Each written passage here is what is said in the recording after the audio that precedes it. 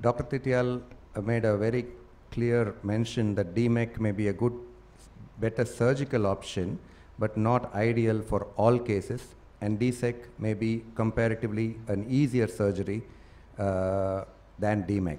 So we'll now ask Dr. Fogla to refute it, and we will be asking sort of uncomfortable questions at the end of the presentations. And I would also ask you to reply with a very frank answer, and not just for the debate part, so that the knowledge part of the whole thing gets permeated rather than the dualistic part. So Dr. Fogla. Can I have my slides, please? Yeah.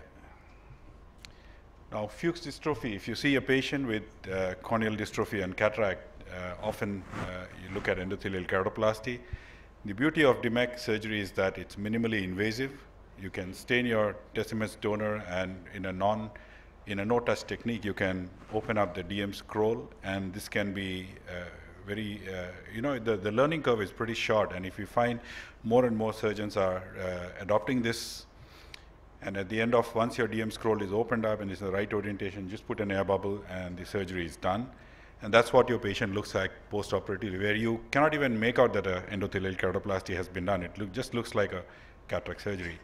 Anatomically, the posterior corneal curvature is much more steeper following DSEC, which leads to a hyperopic shift, which is not seen with DMEC. And this image, the ASOCT tells you which eye has had a DMEC and why the corneal anatomy is better maintained.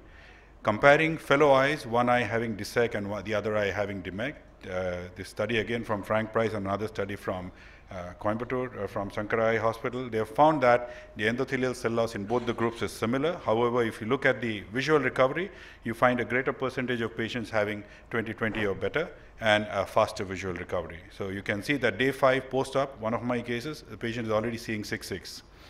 This is again a patient, one eye DSEC done, the other eye DMEC, and you can see the eye with the DMEC, the patient always feels that the quality of vision is better.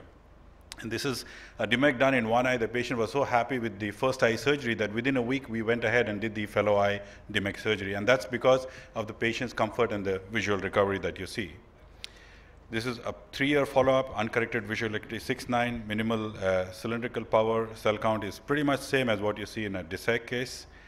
The biggest advantage that DMEC has is looking at the endothelial rejection rates, and in this, the 1 and 2 year rejection rates for DMEC was only about 1%, whereas it was 8 and 12% for DSEC and 14 to 18% for PKP. So basically DMEC had 15 times lesser risk compared than DSEC, so I need to use lesser steroids for my patient. If my patient is less compliant, the risk of endothelial rejection is much less. So for me, this is the biggest point where DMEC scores over any other type of endothelial keratoplasty. So why DMEC scores over DSEC is basically that the corneal anatomy is better maintained. You have a faster visual recovery. Obviously, your patient wants a faster visual recovery. The greater percentage of patients seeing 20/20 or better, the quality of vision is better. You see a reduced hyperopic shift. So if you're combining it with the IOL implantation, maybe you have greater predictability. And there are surgeons who claim that with DMEC, they're even doing toric IOLs and multifocals, which I haven't done so far. And the reduced risk of endothelial rejection is definitely one of the biggest plus points for choosing DMEC over DSEC. Thank you. Thank you.